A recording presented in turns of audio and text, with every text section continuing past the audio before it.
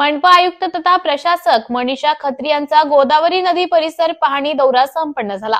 या दौऱ्यादरम्यान अतिरिक्त आयुक्त प्रदीप चौधरी, अतिरिक्त आयुक्त स्मिता झगडे, शहर अभियंता संजय अग्रवाल, सहाय्यक संचालक नगर रचना कल्पेश पाटील, कार्यकारी अभियंता संदेश शिंदे, उप आयुक्त अतिक्रमण मयूर पाटील आदी अधिकारी उपस्थित होते। राम कालपथ हा भारताचे पंतप्रधान नरेंद्र मोदी यांच्या स्वप्नातील महत्त्वपूर्ण प्रकल्प आहे आणि महाराष्ट्र राज्याचे मुख्यमंत्री देवेंद्र फडणवीस यांचा वॉर रूम मधील महत्त्वपूर्ण प्रकल्प आहे। या प्रकल्पाच्या अनुषंगाने रामकुंड पंचवटी परिसरातील विविध अनाधिकृत बांधकामे, अतिक्रमण, हातगाडीवाले, भाजीवाले, अनियंत्रित वाहतूक, अनियंत्रित पार्किंग, नदीमध्ये धुतली जाणारी वाहने, कपडे या गोष्टींवर नियंत्रण ठेवणे तसेच परिसराचे पौराणिक महत्त्व, धार्मिक महत्त्व टिकवण्याच्या दृष्टिकोनातून रामकाल प्रकल्पातील अडीअडचणी समजून घेणे, प्रकल्प विकसित करणे, कमी नगर नियोजन विभाग यांनी सादर परिसरातील अनधिकृत बांधकामे, नदी परिसरातील बांधकामे यांचे सर्वेक्षण करणे व यादी तयार करणे, जाहिरात व परवाना विभाग यांना अधिकृत अनधिकृत विक्रेते यांची माहिती संकलित करणे निर्देश आयुक्त खत्री यांना या पाहणी दौऱ्यात दिले। प्रस्तावित रामकालपथ परिसरात विविध ठिकाणी कोणकोणत्या प्रकारची कामे आवश्यक आहे यासाठी अहिल्याबाई होळकर पुलापासून ते टाळकुटेश्वर पुलापर्यंत व तेथून राम मंदिरापर्यंत गरजेच्या दोन्ही बाजूंच्या इमारती, रस्ते या ठिकाणी कोणती कामे करणे आवश्यक आहे, कोणती कामे करता येतील, रस्त्यांमधील इलेक्ट्रिक पोल हलविणे, त्याचप्रमाणे गणेशवाडी येथे विना वापर पडून असलेले भाजी मार्केट वापरण्याजोगे करणे कामी, परिसरात किरकोळ विक्रेते यांना सदर ठिकाणी स्थलांतरित करणे याकरिता काय उपाययोजना करता येतील याविषयी चर्चा करून या भागाची पाहणी केली।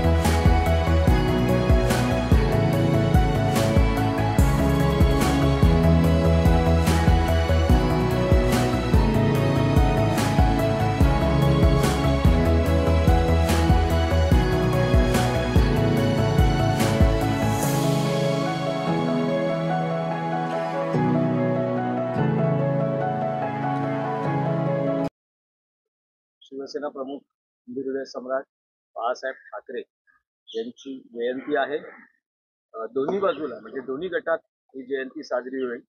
आज अंधेरीत उद्धव ठाकरेंची त्यानिमित्त सभा आहे।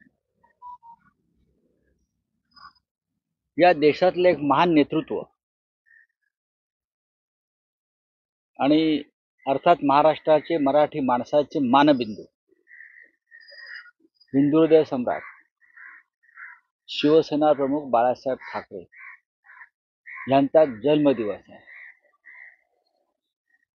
आज शिवसेना प्रमुख आमच्यात नाहीत व आपल्यात नाहीत, पण त्यांनी जे स्वतःचं विश्व उभं केलं, मग मराठी माणसाला स्वाभिमानानं जगण्यासाठी केलेला संघर्ष असेल,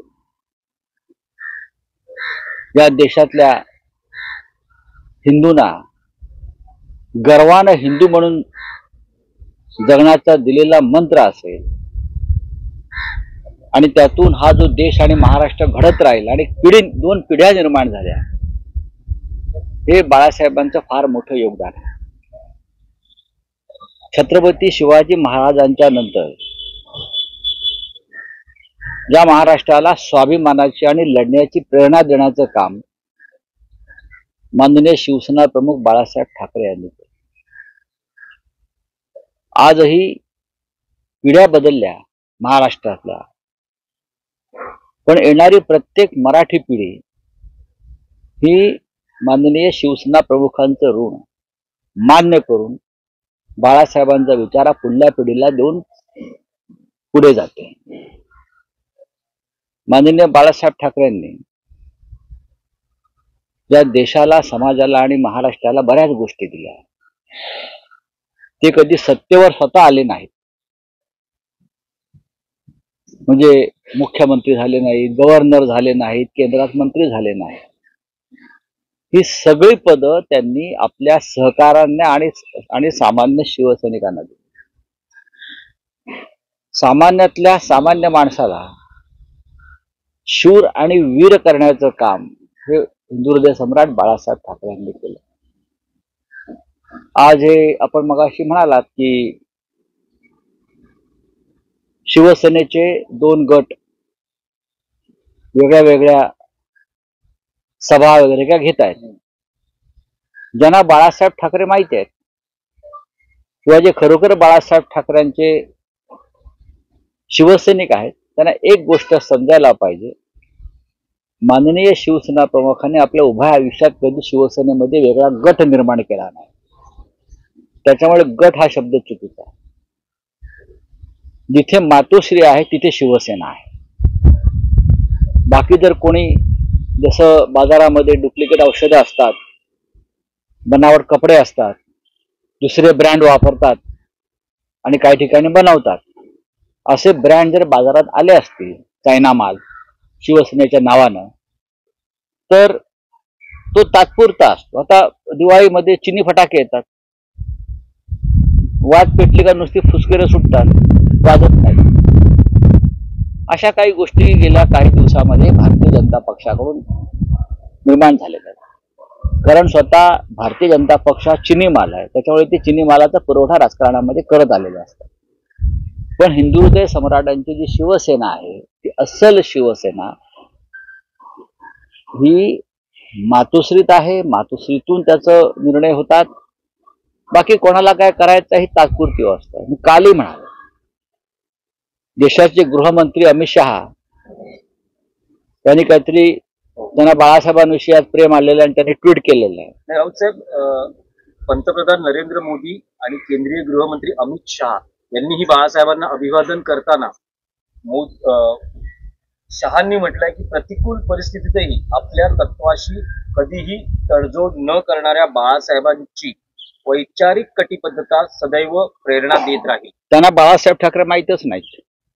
अमित शहाना प्रतिकूल परिस्थितीत आम्ही काय झुंज दिली आणि ही झुंज प्रतिकूल परिस्थितीत आम्ही अमित शहाशी सुद्धा देत आहोत. लक्षात घ्या, नरेंद्र मोदी आणि अमित शहा यांनी बाळासाहेबांच्या शिवसेनेपुढे जी परिस्थिती निर्माण केली आहे आणि त्या प्रतिकूल परिस्थितीशी सामना करत, संघर्ष करत आज आम्ही उभे आहोत, ती आम्हाला दिलेली बाळासाहेबांची प्रेरणा आहे. नुसतं बाळासाहेब ठाकरेंचं नाव महाराष्ट्रातून मतांसाठी घेतलं म्हणजे ती बाळासाहेबांची प्रेरणा ठरत नाही. बाळासाहेब ठाकरे हे हिंदुहृदय सम्राट होते, खरे नकली हिंदुहृदय सम्राट नव्हते. ते कृतिशील हिंदुहृदय सम्राट होते. हातामध्ये कोणतीही सत्ता नसताना, पॉवर नसताना त्यांनी हिंदूंसाठी लढा दिला देशामध्ये आणि त्याचे परिणाम भोगले. महाराष्ट्रामध्ये कोणतीही सत्ता नसताना त्यांनी मराठी माणसासाठी संघर्ष केला, लढा दिला आणि शिवसेनेसारखी कवच कुंडलं या महाराष्ट्रासाठी निर्माण केली. ती कवच कुंडलं ज्या अमित शहानी आणि मोदींनी तोडण्याचा प्रयत्न केला, त्यांना बाळासाहेब ठाकरेंचं नाव घेण्याचा अधिकार अजिबात नाही. हे मी तुम्हाला सांगतो. प्रतिकूल परिस्थितीशी आम्ही झुंज देतो, ही बाळासाहेब ठाकरेंची प्रेरणा आहे. आम्ही चोऱ्या माऱ्या, लांड्या लबाड्या करून राजकारणामध्ये थांबलेलो नाही. बाळासाहेबांचा एक विचार होता, बाळासाहेबांना ढोंग आवडत नव्हतं. बाळासाहेब हे ढोंगावर हल्ला करणारे, ढोंगाचा प्रतिकार करणारे नेते होते. आणि या देशात जे ढोंग सुरू आहे हिंदुत्वाच्या नावानं राजकारणातलं, त्या ढोंगाचा प्रतिकार उद्धव ठाकरे यांच्या नेतृत्वाखालची शिवसेना करते. हाच बाळासाहेब ठाकरेंचा विचार आहे. तुम्ही जे आज अमित शहांचं ट्विट किंवा मोदी शहांचं ट्विट वगैरे म्हणताय ना, माझं त्यांना आव्हान आहे, शिवसेनेतर्फे आव्हान आहे, संपूर्ण उद्धव ठाकरे साहेबांच्या शिवसेनेतर्फे आव्हान आहे की ढोंग बंद करा. हिंदुहृदय सम्राट बाळासाहेब ठाकरे यांना भारतरत्न या किताबानं त्यांचा गौरव करा, तर तुम्ही खरे. ही शिवसेनेची मागणी आहे समजा. की हिंदू हृदय सम्राट बाळासाहेब ठाकरे यांना भारतरत्न मिळायलाच पाहिजे. गेल्या काही काळामध्ये मोदी शहा आल्यापासून राजकीय स्वार्थासाठी नियम डावलून जे त्या पदाला योग्य नाही ज्या किताबाला अशाने भारतरत्न आपण दिलेला आहे. BBS न्यूज या राज्यस्तरावरील 24 तास चॅनलसाठी खालील पदावर काम करणाऱ्या उत्साही, अनुभवी आणि शिकाऊ व्यक्तींची आवश्यकता आहे. तसेच राज्यात सर्वत्र जिल्हावार प्रतिनिधी, कॅमेरामन, मार्केटिंग एक्झिक्युटिव्ह नेमणे आहे. पदाचे नाव: रिपोर्टर, कॅमेरामन, उपसंपादक, कॉपी एडिटर, व्हिडिओ एडिटर, निवेदिका, व्हॉइस ओव्हर आर्टिस्ट. त्वरित खालील नंबरवर संपर्क करा. श्री भरत गोसावी, संचालक, 98 227 85 037. श्री सतीश रुपवते, संचालक, 83 297 62 302. श्री बंटी आढाव, संचालक, 89 561 99 139. शहादा तालुक्यातील फतेपूरमध्ये रस्त्याचे काम निकृष्ट, स्थानिकांचा आरोप. जिल्ह्यामधील शहादा तालुक्यातील कुसुमवाडा ते फतेपूर या रस्त्याचे सार्वजनिक बांधकाम विभागामार्फत 2 कोटी रुपये खर्च करून नवीन रस्त्याचे काम करण्यात येत आहे. मात्र करण्यात येत असलेल्या काम निकृष्ट दर्जाचे असून रस्ता शासनाने दिलेल्या निकषाप्रमाणे तयार होत नसून रस्ता तयार झाल्यास जास्त काळ टिकणार नसल्याने शासनाकडून देण्यात आलेला 2 कोटी रुपयांचा निधी पाण्यात जाण्याची भीती आहे. त्यामुळे सार्वजनिक बांधकाम विभागाच्या अधिकाऱ्यांनी या रस्त्याची गुणवत्ता तपासणी करावी, गुणवत्तेप्रमाणे रस्त्याचे काम करण्यात यावे. सार्वजनिक बांधकाम विभागामार्फत सुरू असलेल्या बांधकामाची गुणवत्ता नसल्याने वर्षभरही टिकणार नाही. या रस्त्याच्या परिसरातील 52 गावातील नागरिक उपयोग करणार आहेत, म्हणून या रस्त्याचं काम गुणवत्तापूर्वक करण्यात यावे, अन्यथा नागरिकांना रस्त्यावर उतरून सार्वजनिक बांधकाम विभागाच्या विरोधात आंदोलन करावे लागेल, असे सामाजिक कार्यकर्ते मानले जयस्वाल यांनी सांगितले आहे. आता आपण फतेपूर ते कुसुमवाडा रस्त्यावर उभे आहोत. सदर रस्त्याचे काम सुरू आहे सार्वजनिक बांधकाम विभागातर्फे. हे काम सुमारे 2 कोटी 34 लाख रुपयाचे आहे. परंतु प्रत्यक्षाची कामाची क्वालिटी आणि दर्जा बघता अत्यंत निकृष्ट, बोगस आणि दर्जाहीन काम सुरू आहे. ठेकेदार आणि संबंधित अधिकाऱ्यांना वारंवार विनंती करून का शासनाचा जो पैसा आलेला आहे तो योग्य रीतीने वापरून हे रस्त्याचं काम दर्जायुक्त करावं, चांगल्या दर्जाचं करावं, पण ठेकेदार आणि अधिकारी ऐकायला तयार नाही. खालून जे पद्धतीने चांगल्या पद्धतीचे काम केलं पाहिजे ते केलं जात नाहीये. खालून बिलकुल डांबरचा उपयोग केला जात नाहीये, सिमेंटचा उपयोग केला जात नाहीये. अत्यंत निकृष्ट दर्जाचं साहित्य वापरलं जात आहे. त्याच्यामुळे वर जरी चांगलं काम दिसत असेल पण खालून अत्यंत बोगस काम आहे. हा रस्ता वर्षभर सुद्धा टिकू शकत नाही आणि शासनाचा जो पैसा आहे तो वायाच जाणार आहे आणि या रस्त्याची अवस्था अगोदर सारखीच पुन्हा होणार आहे. हे दुर्दैव आहे. तरी आम्ही आपल्या माध्यमातून सांगू इच्छितो की या रस्त्याचं काम चांगल्या पद्धतीने व्हावं, चांगल्या क्वालिटीचं व्हावं, नाहीतर या शासनाचा पैसा वाया जाणार आहे. आणि या गावकऱ्यांना कमीत कमी या गावाच्या जवळ या कुसुमवाडा गावामध्ये PSC आहे, कमीत कमी 52 गावं जोडलेली आहे. आरोग्याचा प्रश्न निर्माण होईल आणि या खड्ड्यांमुळे आगामी काळात जर दुर्घटना घडली याला शासन, ठेकेदार आणि संबंधित अधिकारी जबाबदार असतील हे लक्षात घ्यावं. आणि या रस्त्याचं काम व्यवस्थित होत नसेल तर शासनाकडे आंदोलनाशिवाय आम्हाला पर्याय उरणार नाही.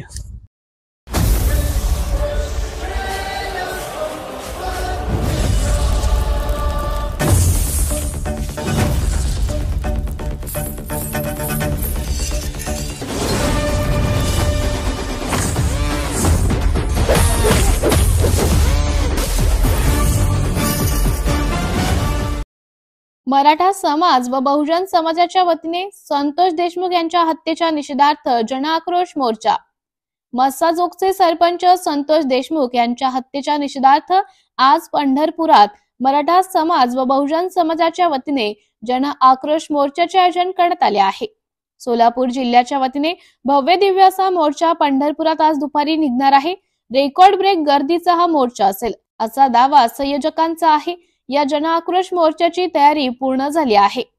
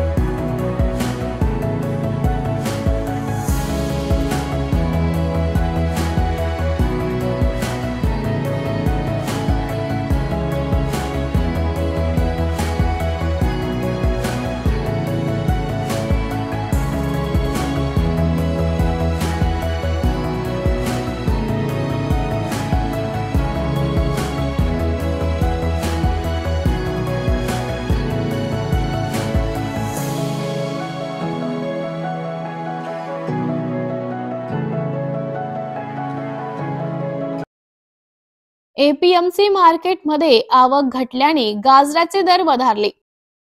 नवी मुंबईच्या एपीएमसी बाजारात सध्या गाजर महाग झाले आहेत. आवक घटल्याने गाजरांची किंमत वाढली आहे. मागील आठवड्याभरात 15 रुपये किलोने मिळणारे गाजर आता 30 रुपये किलोने मिळत आहे. त्यामुळे ग्राहकांची गाजर खरेदीकडे पाठ फिरवल्याचे देखील दिसत आहे. एपीएमसी बाजारात राज्यभरातून विविध प्रकारचे गाजर दाखल होत आहेत. पुढील काही दिवसात बाजारात गाजराचे भाव चढतेच राहणार असल्याचं व्यापाऱ्यांनी सांगितलं आहे. गाजर का भी रेट कैसा चल रहा है? गाजर आज का 28, 30, 32 जैसा माल है उस हिसाब से बिकता है. पीछे 3 दिन बाजार कम हुआ था, 24, 22 ऐसा बिक रहा था, 20 भी बिक रहा था. जो माल हल्के थे वो 16 भी बिक रहे थे. लेकिन ये परसों से बाजार थोड़ा करंट हो गया. माल कम आता है तो बाजार करंट हो जाता है. उधर जयपुर में जैसा खेती होता है उस हिसाब से आता है. खेत से माल ज्यादा निकला, ज्यादा माल आएगा तो थोड़ा बाजार कम हो जाता है. माल 60 हुआ तो बाजार वापस चढ़ जाता है. तो कितने रुपए से ज्यादा कम से कम 32 रुपया मिलेगा. इधर बाहर लेने जाते हुए माल तो आपको 15 रुपया पाव मिलता है. लेकिन होलसेल मार्केट में 30, 32, 28 ऐसा रेंज है. लोगों का रिस्पॉन्स? हाँ, लोगों का क्या है, जैसे बाजार ज्यादा रहता है तो लोग कम लेते हैं. बाजार थोड़ा कम हुआ तो लोग ज्यादा माल लेके जाते हैं. 100 किलो, कोई जिसको 100 लगता है वो 150 किलो लेके जाता है, जिसको 50 लगता है वो 100 लेके जाता है. बाजार कम है तो क्योंकि उसी हिसाब से पब्लिक उधर लेती है. बीबीएस न्यूज या राज्यस्तरावरील 24 तास चॅनलसाठी खालील पदावर काम करणाऱ्या उत्साही, अनुभवी आणि शिकाऊ व्यक्तींची आवश्यकता आहे. तसेच राज्यात सर्वत्र जिल्हावार प्रतिनिधी, कॅमेरामन, मार्केटिंग एक्झिक्युटिव्ह नेमणे आहे. पदाचे नाव: रिपोर्टर, कॅमेरामन, उपसंपादक, कॉपी एडिटर, व्हिडिओ एडिटर, निवेदिका, व्हॉइस ओव्हर आर्टिस्ट. त्वरित खालील नंबरवर संपर्क करा. श्री भरत गोसावी, संचालक, 98 227 85 037. श्री सतीश रुपवते, संचालक, 83 297 62 302. श्री बंटी आढाव, संचालक, 89 561 99 139. अकोल्यातील पुरातन वस्तू संग्रहालयाचे प्रकाश आंबेडकर यांच्या हस्ते उद्घाटन संपन्न. चिखलदऱ्यात होणाऱ्या पुरातन वस्तू संग्रहालय आता अकोल्यात झाला आहे. अकोल्यातील बाभुळगाव येथे दीप पुरातन वस्तू संग्रहालय झाला आहे. वंचित बहुजन आघाडीचे राष्ट्रीय अध्यक्ष प्रकाश आंबेडकर यांच्या हस्ते या पुरातन वस्तू संग्रहालयाचे उद्घाटन झाले. या संग्रहालयात प्रकाश आंबेडकरांनी उद्घाटनादरम्यान फेरफटका मारला आणि शिवकालीन शस्त्रांसह पुरातन संस्कृतीचे दर्शन घेणाऱ्या वस्तू पाहिल्या. सोबत रेल्वे कंदील पाहून त्यांनी जुन्या आठवणींना उजाळा दिला आहे. शिवकालीन शस्त्रांचा संग्रह, कलांमधून विविध संस्कृतीचा संग्रह, मध्ययुगीन बैठक आणि व्यवस्थेचे दर्शन घडते. यासोबतच ब्लॅक अँड व्हाईट चित्रपट तयार होत असताना वापरण्यात येणारे व्हिडिओ कॅमेरेही असून अकोल्यात तयार झालेलं हे दीप पुरातन वस्तू संग्रहालय नक्कीच अकोलेकरांसाठी कुतूहलाची बाब असल्याचं प्रकाश आंबेडकर यावेळी म्हणाले आहेत. साऊंड तो आहे उघडलं तसा साऊंड त्याला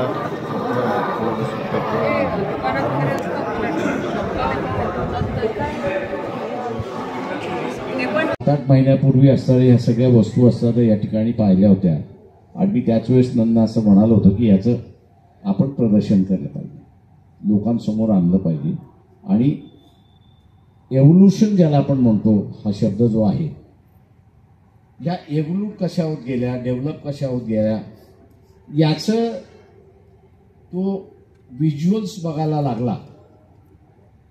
तर शब्दापेक्षा व्हिज्युअल हे त्याला फार मोठ्या प्रमाणात तिथे असणारं शिकवतं आणि त्याला मग असणारं ज्याला आपल्याला म्हणता येईल की इंटरेस्ट त्या सगळ्या गोष्टीमध्ये राहतो आणि इन्स्टिंक्ट ज्याला म्हणतो, तो इन्स्टंट ॲटिट्यूड जो आहे तो त्याच्या बदलाला सुरुवात होईल असं माझी तरी असणारी एक अपेक्षा या सगळ्या याच्यामध्ये. नंचा आणि डॉक्टर नागरे यांचा असणारं खरंच अकोलेकरांनी असणारा मी असं म्हणेन आभार मानले पाहिजे. हे शहर डेव्हलप होण्याचा दृष्टिकोनातून फार कमी जणांचं इंटरेस्ट आहे हे मी जाहीरपणे आज असल्याने सांगू शकतो. बऱ्याच गोष्टी असणाऱ्या इथल्या सगळ्या डेव्हलप होऊ शकतात, नाही असं नाही. आणि बऱ्याच मोठ्या प्रमाणात असणारा ड्राय झोन जरी असला तरी त्या ड्राय झोनमध्ये वेट झोन सुद्धा आणता येऊ शकतो अशी असणारी परिस्थिती आहे. आणि एका सेंटरने असणाऱ्या लोकांना मला म्हणता येईल की निरोग्यासाठी किंवा असणारं आपली स्वतःची असणारी जिज्ञासा जी आहे ती पुन्हा शोधून घेण्यासाठी एक सेंटर मिळालं असं मी त्या ठिकाणी म्हणतो. जगभर फिरत असल्यामुळे आणि फिरून घेतल्यामुळे बऱ्याच काही शहरं आहेत की त्यांच्या मोठ्यामधून नदी जाते अशी असणारी परिस्थिती आहे. अकोल्यातून असणाऱ्या मधोमध नदी जाते, परंतु दोन्ही बँक्सवरती ओपन स्पेस जरी असली तरी बसायला जागा नाही अशी असणारी परिस्थिती आहे. आणि एक सेंटर झालं हे माझ्या दृष्टीने असणारे फार चांगलं मी त्या ठिकाणी म्हणतो. आणि सर्व माणसं अकोल्यातली त्याचा असणारा कौतुक करतील आणि त्याचा आस्वाद घेतील अशी अपेक्षा बाळगून मन धर्म असणारं त्यांच्या सगळ्या जिज्ञासाला पुन्हा साथ घालून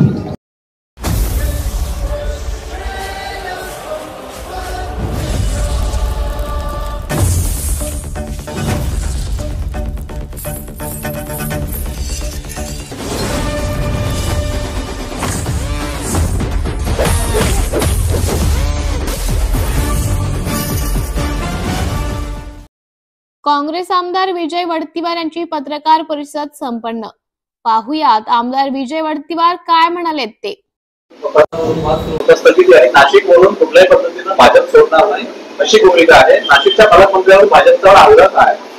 नाही, बावनकुळे यांचं स्टेटमेंट ऐकलं आहे की तिथे कुंभमेळा होणार आहे. कुंभमेळ्यामध्ये 5-10 हजार कोटी रुपये खर्च केले जाणार आहे आणि त्याची मोजदाद होणारच नाही. आता ते प्रदेश अध्यक्ष आहेत, त्यांच्या पक्षाला पैशाची गरज असते, त्यामुळे कुंभमेळ्यामध्ये डुबकी लावून घ्यावी पालकमंत्री आपला ठेवून. ना माणसाची मोजदाद, ना कुंभामधल्या पाण्याची मोजदाद. त्यामुळं त्यांची इच्छा त्यासाठी असावी आणि म्हणून त्यांचा तो आग्रह असावा. काँग्रेस पक्षामध्ये अंतर्गत वाद आतापर्यंत पाहायला मिळालेला आहे. अशातच 60 पदाधिकाऱ्यांना पदमुक्त करण्यात आलेलं आहे. तुम्ही वरिष्ठ नेते आहात कसं? मी काँग्रेस नाही आहे, युवक काँग्रेस आहे. ते युवक काँग्रेसलाच विचारा. सध्या ते युवक काँग्रेसला विचारलं तर बरं. मला सैफ अली खान जरी आलेला आहे, संजय निरुपम यांनी प्रश्नचिन्ह उपस्थित केला की 2.5 इंचाचा खोलवर 10 वाजता इतक्या लवकर ट्रेनिंग कशी झाली. मला माहित नाही, माहिती घेऊन टाकतो. संजय राऊत जवळ असतात त्यांच्या घराजवळ. संजय निरुपम जवळ असतात, त्यामुळे त्याला अधिकची माहिती असेल. आणि निरुपमांना काय माहित नसावं.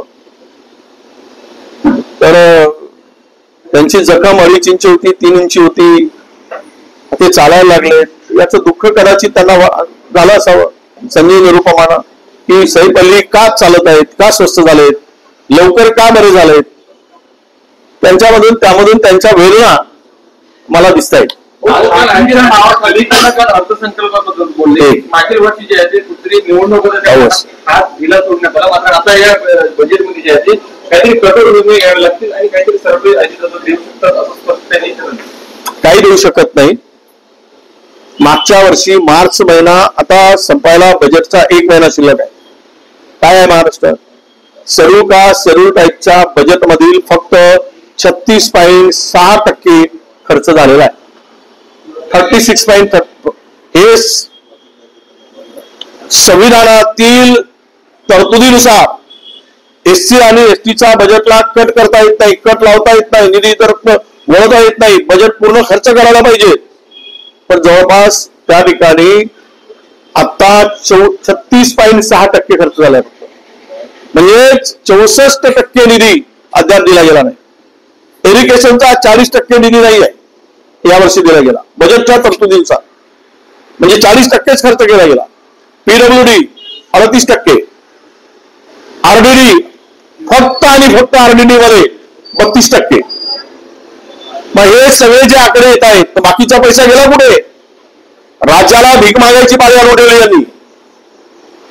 हे जे वाटेल त्या पद्धतीनं पैशाची उधळपट्टी करून आणि सत्ता मिळवण्यासाठी वाटेल त्या योजना आणून, मी तुम्हाला चॅलेंज सांगतो, हे 2100 रुपये महिलांना देऊ शकत नाहीत.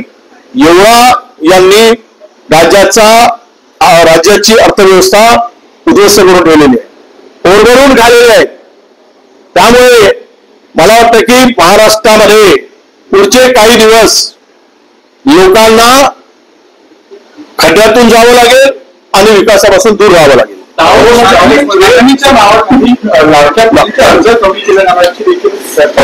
मी मागच्या वेळेस बोललो होतो की बघा, हे सगळे जे काय आहे ती बनवाबनवी आहे आणि बोगसगिरी आहे सरकारची, हे स्पष्ट आहे. तुम्हाला माहित असेल की पंतप्रधान किसान सहाय्य योजना जी होती त्यामध्ये 2,20,00,000 लोकांना महाराष्ट्रामध्ये लाभ मिळत होता. आता तो किती मिळतोय?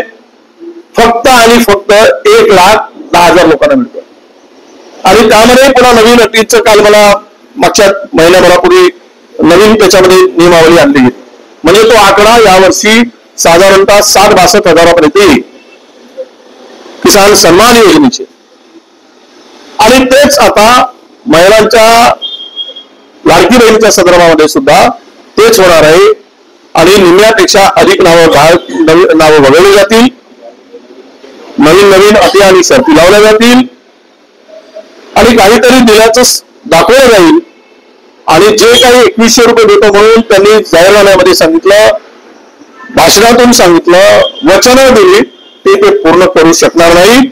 म्हणून लाडक्या बहिणींनी जिल्हा परिषद आणि पंचायत समितीमध्ये, स्थानिक स्वराज्य संस्थेमध्ये बदला घेण्यासाठी हाताला राखी बांधली, आता हातात तलवार घेऊन तयार राहावं मतदान रूपी आणि या राक्षसांचा नायनाट करावा अशी बहिणींना मी आता विनंती करतो. 6,28,000 कोटी रुपयाची इन्व्हेस्टमेंट झाल्याचं जाहीर करण्यात आला. दुसरा दिवस आहे वर्ल्ड इकॉनॉमिक. खोटा पाठ ठोकून घ्या, ठोकून नका येऊ.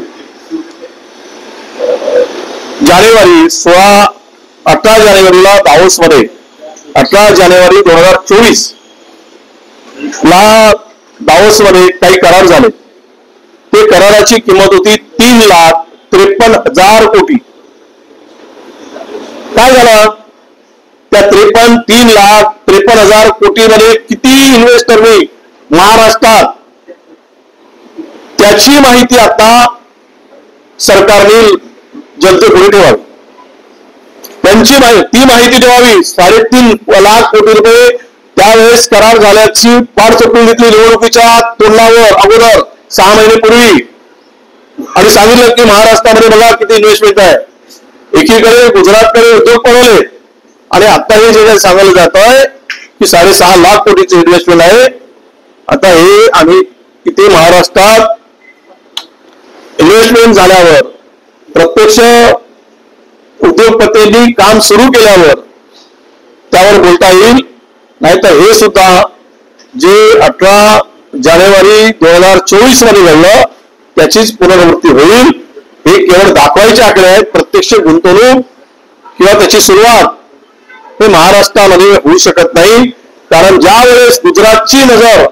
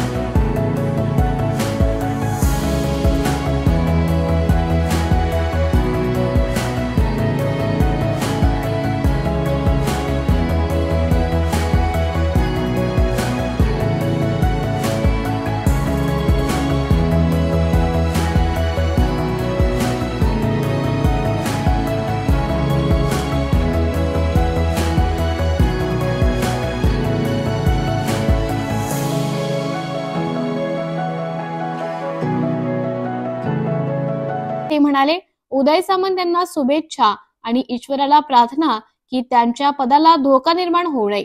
मुळात आजकाल असे हास्यास्पद स्टेटमेंट सत्ताधारी पक्षाकडून येऊ लागले आहेत. उदय सामंत यांचे मत, भाजपची एक हाती सत्ता बनावी का, असेच आम्हाला त्यांच्या वक्तव्यावरून दिसून येत आहे. वाल्मिक कराड कोठडीवर ते म्हणाले, हे प्रकरण भयावह आहे. बीडमध्ये अलीकडे ज्या घटना समोर येत आहेत, सध्या तपासाची दिशा योग्य आहे असे मी मानतो.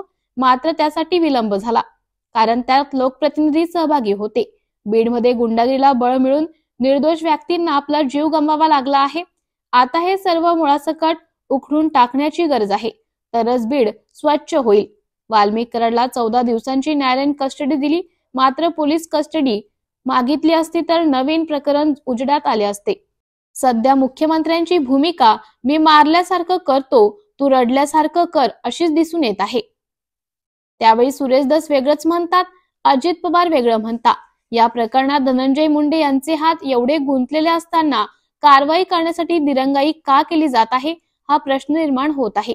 बीड म्हणजे भ्रष्टाचाराचा नवीन पॅटर्न असल्याचं ते म्हणाले. जब पता चलेगा गुजराती को, स्टेट को, तो आधा तो वैसे वो भगा कर लेके जाएंगे, वो छोड़ेंगे नहीं. बचे सुचे जो है तो आखिरी तक वो सोचते रहेंगे कि करना नहीं करना या गुजरात की दिशा में जाना. तो पहले तो सरकार ने इसके ऊपर प्रतिबंध लगाना चाहिए कि हमारे स्टेट में आने वाला एक भी इंडस्ट्री बाहर नहीं जाएगी और इनको पूरा आश्वस्त करना चाहिए. पर वो 24-25 की जो 24 में जो हुआ था वो उसको दोहराया नहीं जाना चाहिए. वही स्थिति नहीं होनी चाहिए, ये भी मैं सरकार से आशा रखता हूँ. पालक मंत्री पालक मंत्री के बारे में बावनकुळे जी ने कहा है तो सच का है ना. वो प्रदेश के अध्यक्ष है, पार्टी चलाने के लिए पैसों की जरूरत होती है और इसके लिए कुंभ मेले जैसा दूसरा काम हो ही नहीं सकता. डुबकी लगाकर काम करो तो उनकी जिम्मेदारी क्या है? उनको तो पक्ष चलाने के लिए निधि लगती है, पैसे लगते हैं.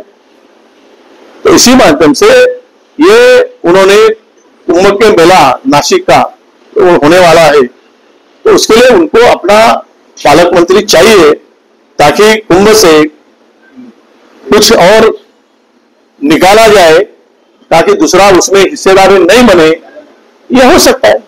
तो महाराष्ट्र माइनॉरिटी कमीशन बांग्लादेशों को भेजने के लिए door to door search operation शुरू करने जा रही है पुलिस और प्रशासन के साथ मिलकर.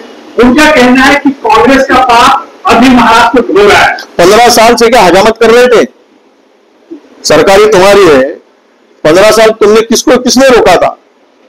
कांग्रेस का पाप क्यों कहते हो? ये तो तुमको चाहिए था चिल्लाने के लिए, हिंदू मुस्लिम करने के लिए. इसीलिए जब तुमने अभी तो तुमको चुनाव आना है, जब चुनाव आता है तुमको वही दिखता है. तुमको किसने रोका है?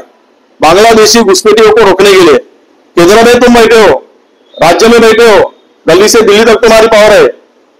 हमारी तरफ उंगली क्यों बताते हो? तुम्हारे में दम नहीं है तो दूसरे की तरफ उंगली बताने की आदत छोड़ दो. ये हमारा उनका आह्वान है. BBS न्यूज या राज्यस्तरावरील 24 तास चॅनलसाठी खालील पदावर काम करणाऱ्या उत्साही, अनुभवी आणि शिकाऊ व्यक्तींची आवश्यकता आहे. तसेच राज्यात सर्वत्र जिल्हावार प्रतिनिधी, कॅमेरामन, मार्केटिंग एक्झिक्युटिव्ह नेमणे आहे. पदाचे नाव: रिपोर्टर, कॅमेरामन, उपसंपादक, कॉपी एडिटर, व्हिडिओ एडिटर, निवेदिका, व्हॉइस ओव्हर आर्टिस्ट.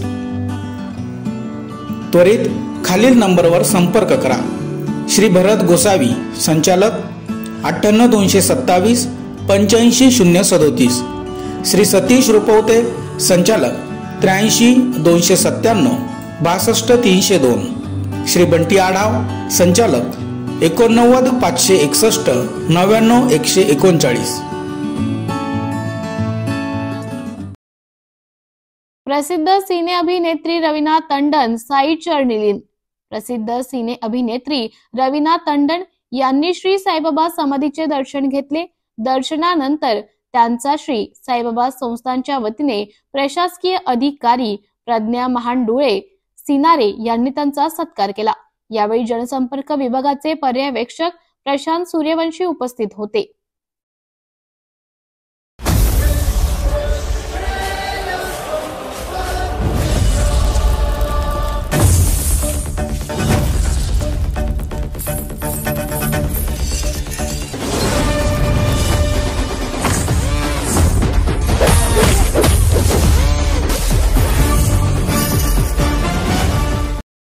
दिव्यांग प्रश्नावर बच्चू कडू यांनी मुख्यमंत्री फडणवीस आणि अजित पवार यांच्या कामावर व्यक्त केली नाराजी. सत्ता मिळवून देणाऱ्या लाडक्या बहिणी 2 महिन्यातच 1 कोटीच्या वर गेल्या. मात्र आमच्या दिव्यांगांचे सर्व निर्णय होऊन देखील अजून त्यांना अनुदान भेटायला तयार नाही. शिंदे यांनी देशातील पहिले दिव्यांग मंत्रालय सुरू केले. मात्र 2000 पदाची निर्मिती करून देखील एकही पद न भरल्याने आमची अवस्था वाईट. सध्याचे मुख्यमंत्री देवेंद्र फडणवीस आणि दुसरे उपमुख्यमंत्री अजित पवार यांना वारंवार सांगून देखील दिव्यांगांची कामे मार्गी लागत नाही. इतर राज्याच्या तुलनेने महाराष्ट्रात केवळ निम्मे अनुदान दिव्यांगांना मिळते. शिंदे यांनी वेगाने काम केले तसे आता काम होत नसून 3-3 महिने दिव्यांगांना त्यांचं अनुदान मिळत नाही. चोरणाऱ्यांचं सरकार आलं की काय, म्हणजे जप कटर आम्ही पकडायचा. पहिले एखाद्या एसटी डेपोमध्ये गेलो का 500 रुपयाचा चोर असला का त्याला पकडून मारायचं आपण आणि त्याचे 500 रुपयेवाल्याला चोर बनायचं. आणि हे मतं चोरणारी टोळीच कुठून आली मला माहित नाही. म्हणजे जगाच्या पाठीवर मतं चोरणारी टोळी जगात जर कुठं निर्माण झाली असेल तर त्या हिंदुस्थानात तयार झालेली आहे. आणि म्हणून त्याचा सोक्षमोक्ष लागला पाहिजे.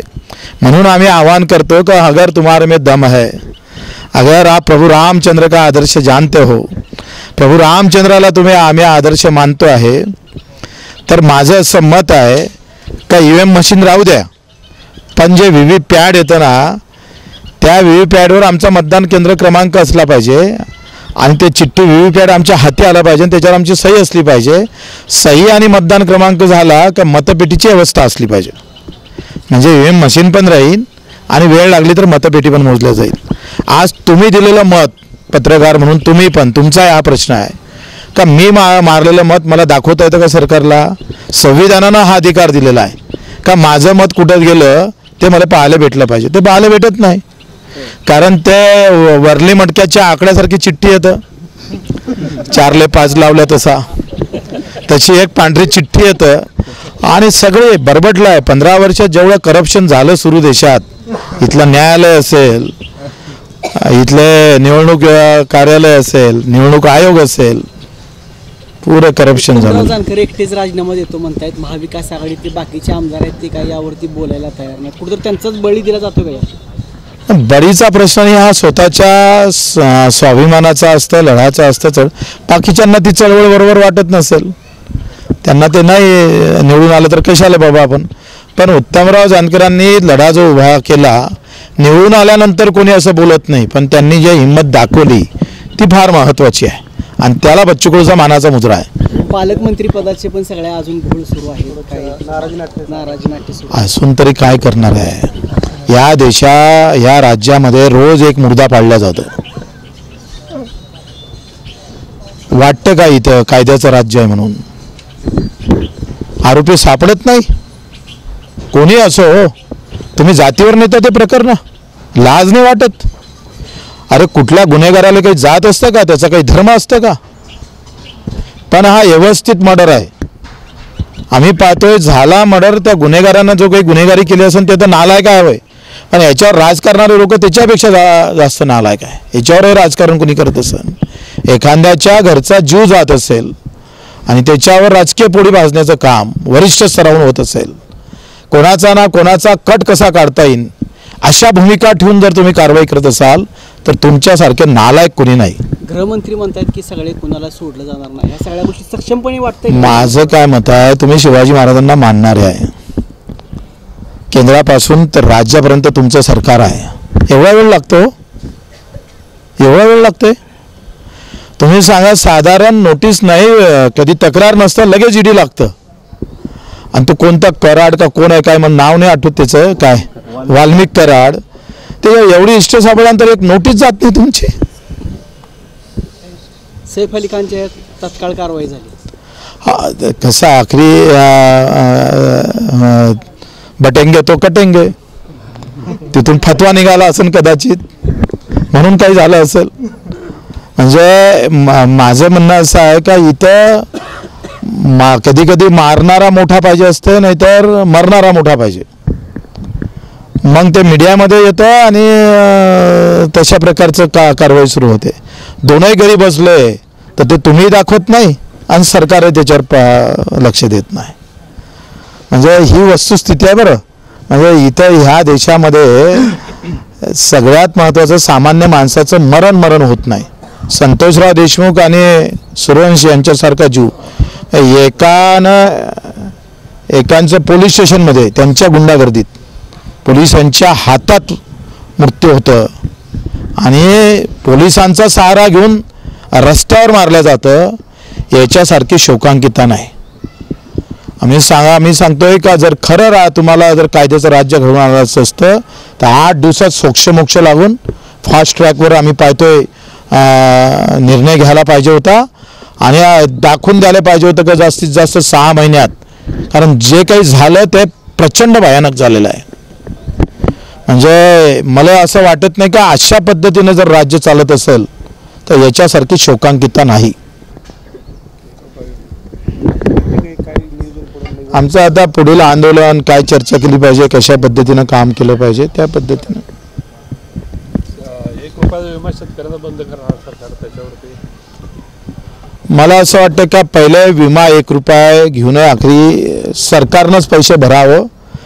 7/12 आहे, आधार कार्ड आहे, सगळंच आहे. आधार कार्ड काढलं म्हणजे लिंक आहे का नाही तुम्हाला. मग सरसकट 1 रुपया न घेता 1 रुपया भराची तर गोष्ट सोडाच, 1 रुपया भरायला 50 रुपये खर्च येतं, 100 रुपये म्हणजे अधिक मूर्खपणा. म्हणजे एवढं मूर्खा म्हणजे ते म्हणतं ना का कसं राज्य चालवायची काय डोका आहे का नाही अशा प्रकारची अवस्था आहे. तुम्ही सांगा 1 रुपया कशाला ठेवला, मग काय गरज आहे का? सरसकट सगळ्यांचा विमा उतरवा ना. काय होतं त्याला खर्च किती होतो त्याला झाले. त्या म्हाताऱ्या माणसांना त्या शेतकऱ्यांना जा तो 1 रुपया भरा. म्हणजे ते म्हणतं ना का एखाद्याच्या म्हणजे ते पेराचे टाकाचे 100 रुपये. BBS न्यूज या राज्यस्तरावरील 24 तास चॅनलसाठी खालील पदावर काम करणाऱ्या उत्साही, अनुभवी आणि शिकाऊ व्यक्तींची आवश्यकता आहे. तसेच राज्यात सर्वत्र जिल्हावार प्रतिनिधी, कॅमेरामन, मार्केटिंग एक्झिक्युटिव्ह नेमणे आहे.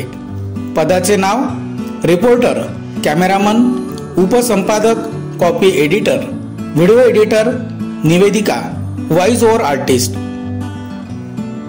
त्वरित खालील नंबरवर संपर्क करा. श्री भरत गोसावी, संचालक 98 227 85 037. श्री सतीश रुपवते, संचालक 83 297 62 302. श्री बंटी आढाव, संचालक 89 561 99 139.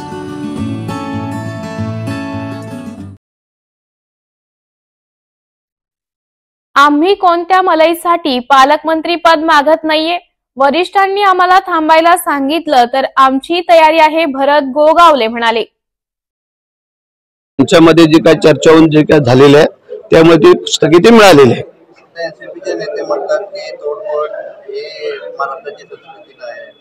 ते बघूया, तोडफोड आहे का तांबा पित्तळ आहे ते नंतर बघू आपण. परंतु ज्या वेळेला काही गोष्टी चांगल्या व्हाव्या घडाव्या लागतात त्यावेळेला काय असे प्रकार होतात ना, असं काय नाही आहे. विरोधक म्हणतात की हे मलाईसाठी लढत आहे. कसल्या मलाईसाठी? आता आयुष्य गेलं ना तुमचं. आता आम्हाला काय मलाई बिलायची काय, मलाईची जर आम्हाला अपेक्षा असेल तर मी मागच्या वेळेला मंत्रीपद सोडलं नसतं.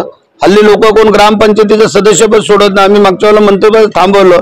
मग आम्हाला ती काय अपेक्षा होती का मलाईची असती तर आम्ही सोडलं असतं का? आम्ही दिलदार म्हणून आत्ता पण जरी आम्हाला सांगितलं ना आमच्या नेत्यांनी सर तुम्ही थांबा, आमची तयारी आहे ना. एवढं काय मोठं नवल आहे की त्याच्यावरचीच आम्ही काय जगतोय का? असं काय नाही. शक्ती प्रदर्शन नाही, हे आमचं आभार प्रदर्शन आहे की आमच्या नेत्यांना शुभेच्छा देण्यासाठी. चल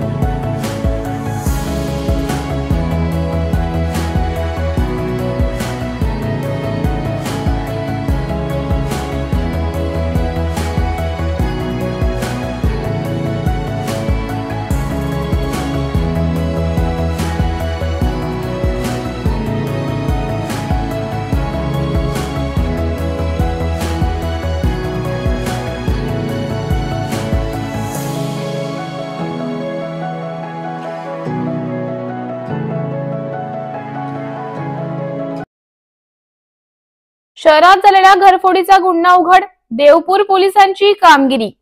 धुळे शहरातील देवपुरातील प्रभात नगर येथे अज्ञात चोरट्यांनी घराचा लोखंडी दरवाजा चौकटीसह बाहेर काढून लाकडी दरवाजाचे कडी-कोंडा तोडून घरातील गोदरेज कपाटातील ठेवलेले सोनं चांदीचे दागिने व रोख रक्कम असे एकूण 31,000 रुपये किमतीचा ऐवज चोरून नेला होता. त्यानुसार फर्यादी डॉक्टर विजयकुमार रामचंद्र कुलकर्णी राहणार एकता नगर प्लॉट क्रमांक 100 यांनी तक्रार दाखल केली होती. सदर गुन्हा दाखल होताच पोलिसांनी तपासाची चक्र फिरवत सीसीटीव्हीच्या आधारे चोरट्यांना जेरबंद केले आहे. गेल्या अनेक दिवसांपासून धुळे शहरातील देवपूर भागामध्ये मोठ्या प्रमाणामध्ये चोरीचे प्रमाण वाढले आहे. वाढत्या चोरीमुळे परिसरातील नागरिकांमध्ये दहशतीचे वातावरण निर्माण झाले आहे. सदर चोरट्यांचा बंदोबस्त करावा अशी मागणी परिसरातील नागरिक करत होती. डॉक्टर विजयकुमार कुलकर्णी यांच्या घरी झालेल्या चोरीचे सीसीटीव्ही फुटेज पोलिसांच्या हाती लागले व पोलिसांनी आपली तपास चक्रे फिरवत संबंधित चोरट्याला गजाआड केले असून नागरिकांमधून पोलिसांनी केलेल्या कारवाईचं समाधान व्यक्त होत आहे. दिनांक 18/1/25 चे मध्यरात्री साधारण 3 वाजताच्या सुमारास डॉक्टर विजयकुमार कुलकर्णी राहणार प्लॉट नंबर 100 प्रभात नगर हे त्यांच्या कुटुंबासह जळगाव येथे अचानक गेले असताना त्यांच्या घराचा लोखंडी बाहेरचा दरवाजा उचकटून कोणीतरी अज्ञात चोरांनी घरात चोरी केली होती, घरातलं कुलूप तोडून. याच्यामध्ये सगळ्यात चांगली गोष्ट अशी राहिली की यांनी कॅमेरा आपल्या घराच्या दरवाज्यावर लावून ठेवलेला होता. चोरांनी कॅमेरा तोडला तो कॅमेरा बघून, पण तरी सुद्धा त्याच्यामध्ये जे फुटेज सेव्ह झालं होतं त्याच्यावरून पोलीस स्टेशन देवपूरच्या डीबी पथकाच्या अंमलदारांनी अतिशय चांगली मेहनत घेतली. याच्यातील आरोपींना ओळखलं आणि आरोपी ओळखून त्याच्यामधला एक आरोपी तौशिफ बिकन तांबोळी याला ताब्यात घेतलं. त्याच्याकडून या गुन्ह्यातून गेल्या मुद्देमालपैकी 1,000 रुपयाच्या रोख नोटा, त्याच्यानंतर चांदीचे 5 कॉईन असे जप्त करण्यात आलेले आहे.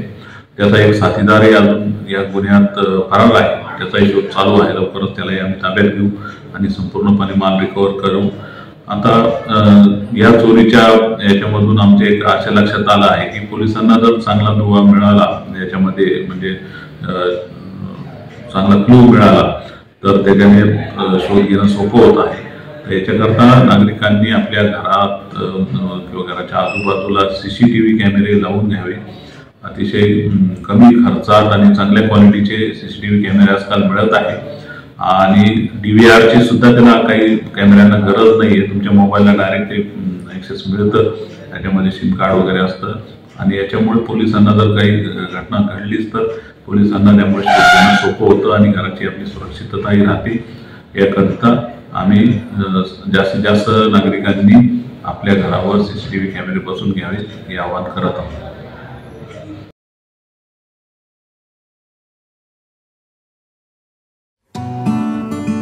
BBS न्यूज या राज्यस्तरावरील 24 तास चॅनलसाठी खालील पदावर काम करणाऱ्या उत्साही, अनुभवी आणि शिकाऊ व्यक्तींची आवश्यकता आहे. तसेच राज्यात सर्वत्र जिल्हावार प्रतिनिधी, कॅमेरामन, मार्केटिंग एक्झिक्युटिव्ह नेमणे आहे. पदाचे नाव: रिपोर्टर, कॅमेरामन, उपसंपादक, कॉपी एडिटर, व्हिडिओ एडिटर, निवेदिका, व्हॉइस ओव्हर आर्टिस्ट. त्वरित खालील नंबरवर संपर्क करा. श्री भरत गोसावी, संचालक, 98 227 85 037. श्री सतीश रुपवते, संचालक, 83 297 62 302. श्री बंटी आढाव, संचालक, 89 561 99 139.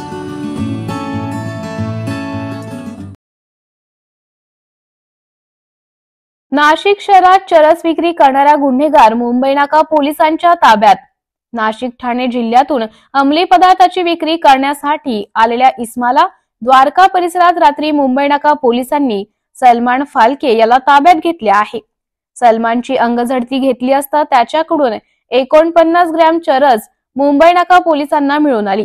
पोलिसांनी सलमानची कसून चौकशी केली असता त्यांनी चरस मुंब्रा येथून नाशिकला विकण्यासाठी आणले होते. विशेष बाब म्हणजे काही दिवसांपूर्वी सलमानला इंदिरानगर पोलिसांनी अंमली पदार्थ विक्रीच्या गुन्ह्यामध्ये अटक केली होती. त्यानंतर तो जामिनावर बाहेर आला होता. त्याला न्यायालयाने जामीन देताना दर महिन्यातून 2दा इंदिरानगर पोलीस ठाण्यात हजेरी लावण्यास सांगितली होती. मात्र सलमानने नामेशकल लढवली. पोलीस ठाण्यात हजेरी लावण्याआधी तो अंमली पदार्थाची तस्करी करत होता. मात्र सलमान हा विसरून गेला होता की गुन्हेगार कितीही शातीर असला तरी तो पोलिसांच्या नजरेतून सुटू शकत नाही आणि सलमानच्या बाबतीत देखील हाच प्रकार घडला. सलमानला मुंबई नाका पोलिसांनी अटक करून सलमानला नाशिकला कोणाला चरस विकण्यासाठी आणलं होतं याचा तपास पोलीस करीत आहे.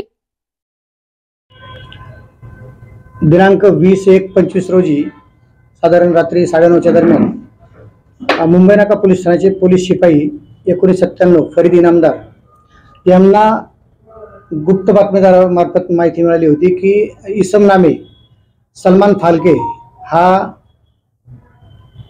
21/1/25 रोजी साधारण 00:30 12:30 रात्री 12:30 ते 1च्या दरम्यान चरस हा अंमली पदार्थाची विक्री करण्यासाठी मुंबई आग्रा रोड जो आहे वडाळ नाका या ठिकाणी येणार आहे अशी माहिती आम्हाला मिळाल्याने आम्ही तात्काळ सदरची माहिती जी आहे ती वरिष्ठांना कळवली आणि माझे सहकारी crime PI Sudhir Patil sir आणि आम्ही API शिरसाट यांना घेऊन तात्काळ पथक तयार करून सदर ठिकाणी 2 पंचांना घेऊन सापळा लावला आणि साधारण 12:30च्या दरम्यान जे वर्णनाप्रमाणे जी माहिती मिळाली होती आणि तो इसम आला याबाबत खात्री झाल्यानंतर आपण त्याला ताब्यात घेऊन 2 पंचांसमक्ष त्याच्याकडून आपण 49 ग्रॅम चरस जप्त केलेला आहे. सदर आरोपीस अटक करून आपण माननीय न्यायालयासमोर हजर केलेला आहे आणि न्यायालयाने कोठडी सुनावली आहे. सदर आरोपीचा जो त्यांनी चरस आणलं होतं हे चरस त्यांनी कुठून आणलं आणि याच्यामध्ये कोण इन्व्हॉल्व आहे ह्या गोष्टीची शहानिशा चालू आहे. सदर गुन्ह्याचा तपास हा मुंबई नाका पोलीस ठाण्याचे पोलीस उपनिरीक्षक मुस्तफा शेख हे करत आहेत. सदरचा आरोपी हा रेकॉर्डवरचा आहे. इंदिरानगर हद्दीमध्ये एक NDPS ची कारवाई झाली होती स्क्वॉड कडून. त्या गुन्ह्यामध्ये हा आरोपी आहे आणि सदर आरोपी हा विशेष म्हणजे मुंबईवरून हा मुंब्र्याचा आहे आणि हा हजेरी देण्यासाठी NDPS स्क्वॉड या ठिकाणी आला होता. दरम्यान ही त्याने NDPS चा गुन्हा केलेला आहे.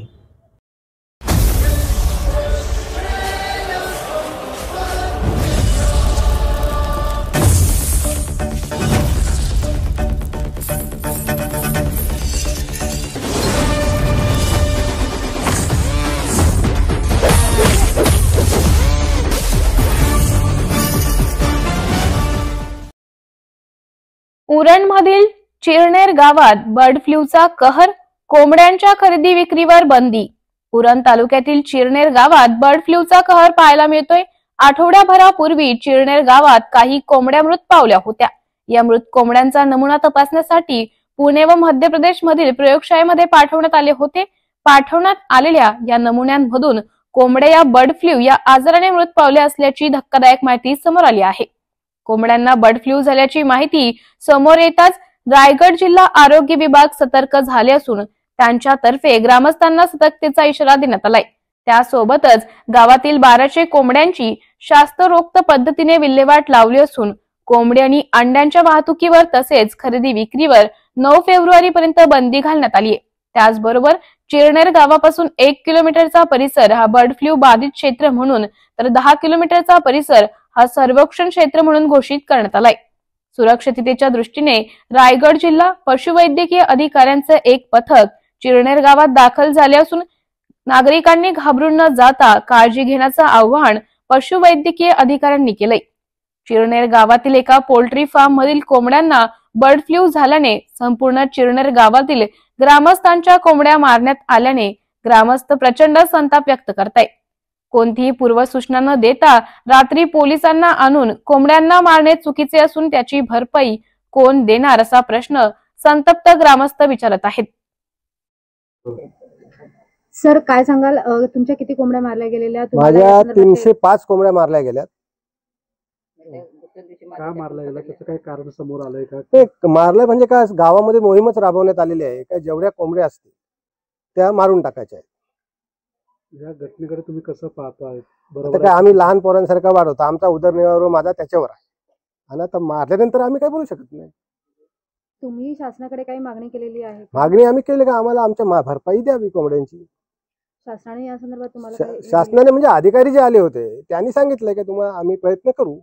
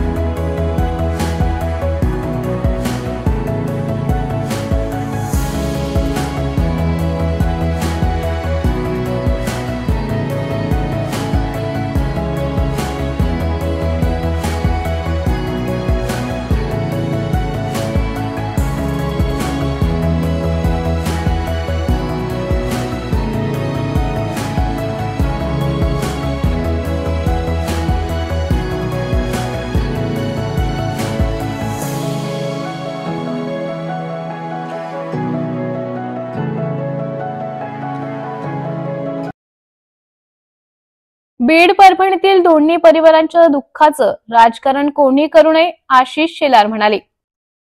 पालकमंत्री पद नाराजीवर ते म्हणाले, कोणीही नाराज नाही. मुख्यमंत्री आणि दोन्ही उपमुख्यमंत्री आपसात संवाद साधत आहेत. परभणीमधील सूर्यवंशी प्रकरण असेल किंवा बीडमधील देशमुख प्रकरण असेल, याबद्दल अनेक दिवसांपासून गृहमंत्री राष्ट्राचे मुख्यमंत्री हे कुठेतरी कायदा सुव्यवस्था राखतात, कुठेतरी अपयशी झाले, अशी वेळोवेळी टीका सुप्रिया सुळे करत आहेत. मला वाटतं राजकारण या मुद्द्यावर ज्यांना करायचं ते करतील. आरोपी पकडलेत, SIT काम करते आहेत, संबंधित लोकांवर गुन्हे दाखल झाले आहेत आणि संतोष भैया देशमुख यांना न्याय मिळाला पाहिजे. जो काही निर्गुण हत्या झाली आहे त्या परिवाराचं दुःख, याच्यातून मला वाटतं राजकारण करावं. करणाऱ्यांना हे योग्य वाटत असेल तर आम्ही काय बोलणार.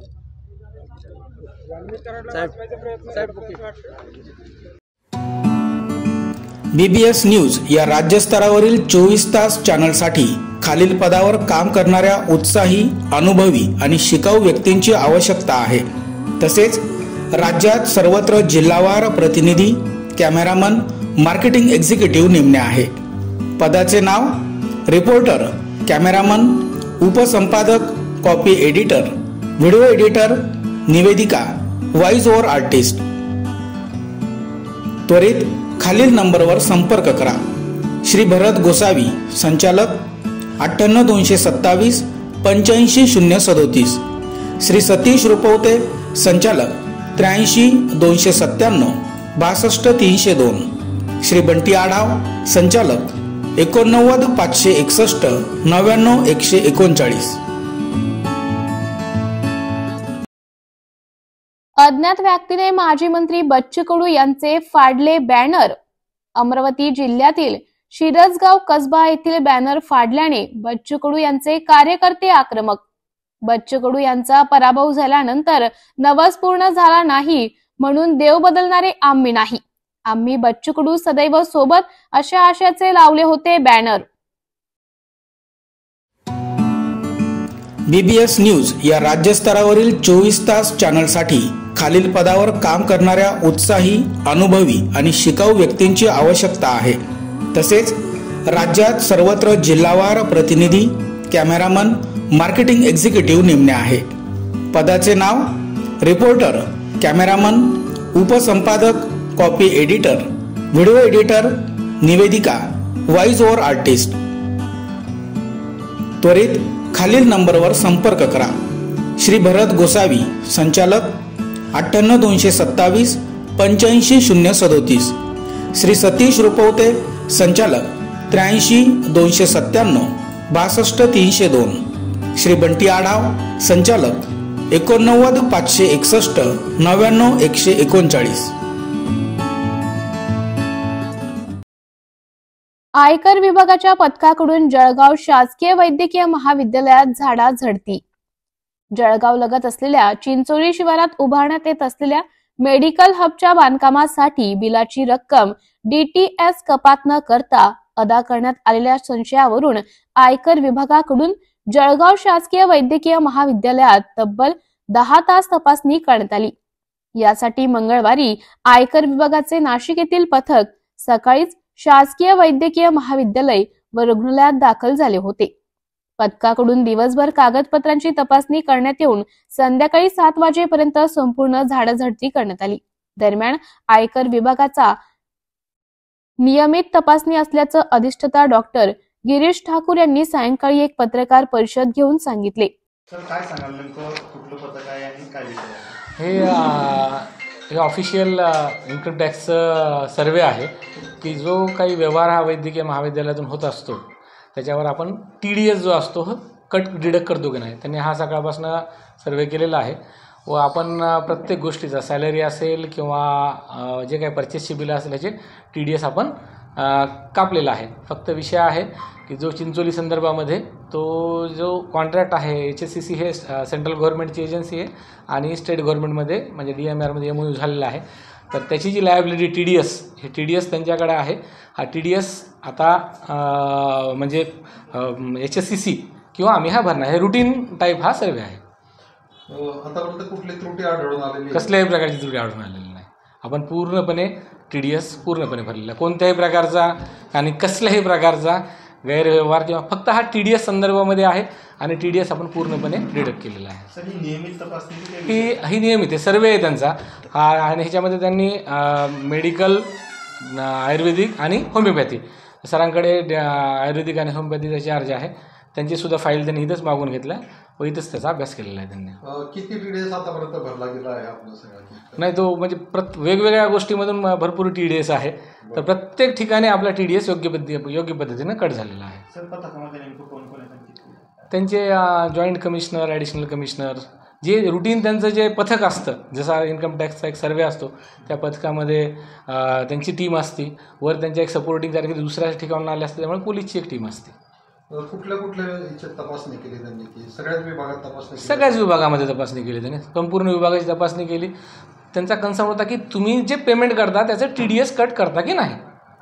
तो आपण त्यांचा कन्सर्न सकाळपासून 100% पूर्ण कॉपरेट करून आपण त्यांना प्रत्येक एक ना एक डॉक्युमेंट दाखवलेलं आहे. कोणाच्या तक्रारीवरून? नाही, हे कुठल्याही तक्रारीवरून नाही आहे. हा त्यांचा माझ्या मते जे त्या बघतात आपण कॉलेजचं जे TDS असतं किती पेमेंट जातं काय होतं, कारण की आपलं मेडिकल कॉलेजचंही काम सुरू आहे ना, त्यामुळे तिथलं पेमेंट जे आहे शासनातर्फे तिथे जमा होतं. त्यामुळे त्यांनी एक रुटीन हा सर्वे घेतलेला आहे. चिंचोलीचा काही संबंध जोडतोय काय? हा चिंचोली संदर्भामध्येच आहे, चिंचोली संदर्भ आणि कॉलेज संदर्भ दोन्हीही, कारण की पेमेंट आपलं तिथं पोहोचतं ना, त्यामुळे ते ह्याच्यावर रिफ्लेक्ट होत असतं. त्यामुळे चिंचोलीचा जो सब कॉन्ट्रॅक्टर आहे तर त्याच्या संदर्भातील काही इश्यू होतील त्यामध्ये पथक आलं? नाही. ह्याच्यामध्ये कसल्याही प्रकारच्या इरेग्युलरिटीसाठी हे पथक आलेलं नाही आहे. हे पथक आलेलं आहे की जो शासन पैसा देतं त्याच्यातलं TDS भरल्या गेलेला आहे किंवा नाही. आणि जो ह्याची जी कंपनी आहे चिंचोलीची ही सुद्धा सेंट्रल गव्हर्नमेंटची अंडरटेकिंग HSCC कंपनी आहे. त्यांच्यामार्फतच टेंडर अवॉर्ड झालेला आहे. सर ही तपासणी अजून काही वेळ चालणार आहे की कसं? अजून अर्धा एक तास ही तपासणी चाललेलं असं वाटतं. नाही मुळीच नाही. थेट पेमेंट हे कॉन्ट्रॅक्ट आम्ही पेमेंट शासन जे पेमेंट करतं आहे हे शासन HSCCला पेमेंट करतं आहे. कॉन्ट्रॅक्टरचा आणि आमचा कसल्याही प्रकारचा काडी मात्र सुद्धा संबंध नाही. HSCCचं जे काही बिलं आहेत ती बिलं दुसऱ्याच्या नावावर निघतायत असं इम्पॉसिबल आहे. अशी चर्चा आहे. चर्चा असू शकते काय. HSCC म्हणजे सेंट्रल गव्हर्नमेंटचीच अंडरटेकिंगची कंपनी आहे. त्यामुळं जो काही पैसा स्टेट गव्हर्नमेंट पाठवतं ते HSCCला विदिन 1 or 2 डेजमध्ये आपण हँडओव्हर होतं. कारण की ती पण जसे PWD आहे इनडायरेक्टली ती गव्हर्नमेंट अंडरटेकिंग, फक्त ती अंडरटेकिंग कंपनी आहे आणि PWD कम्प्लीट शासनच आहे. सर पर्टिक्युलर आपण चिंचोलीचा जर विषय करतोय तर त्या संदर्भात काही तक्रार होती का किंवा त्यांची? मुळीच कसल्याही प्रकारची तक्रार त्यांनी म्हणजे हे केलेलं नाही आहे किंवा दाखवलेलं नाही किंवा काही नाही. ठीक आहे. ही HSCC कंपनी ज्या इलाजे पेमेंट केलेलं आहे तिचा TDS कट झाला नाही म्हणूनच ते खात्री करण्यासाठी नाही ह्या ज्या TDS कट झालेला विषय नाही आहे. TDS हा जो म्हणजे कापला गेलेला आहे हा HSCC भरते. HSCCनं आपल्याला तसं पत्र पण दिलेलं आहे. HSCC भरते. आपण इतर जे सगळे पेमेंट जे करतो हे आपण जे पेमेंट करतो त्याचं आपण TDS पूर्ण आपण कापतो आणि ह्याचं जे आहे HSCC कापणार. परंतु HSCCला